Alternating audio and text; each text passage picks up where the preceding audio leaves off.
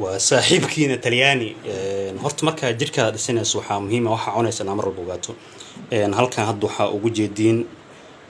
outs way fiiri price-keeda meeshaas 265 ayaa ku qoran $265 ahaan markaan ka dhigno waxay noqonaysaa lacag adiga gaaraysa $3 ilaa $3 bar way hadda gasacaan hadda u jeedo 400 iyo waxa waa garankiisa aan need to so waa kana garankiisa ugu jeedin I think inaad arkaysiin in kala iftiinka ka batay waa 450 gram way hadda halkan gasac baacda ku jirto waxa isticmaalaa ku dhawaad 1 week aan isticmaalaa markii iga dhamaato isla markii fiirnin shaqo u diyaarsanayo mujada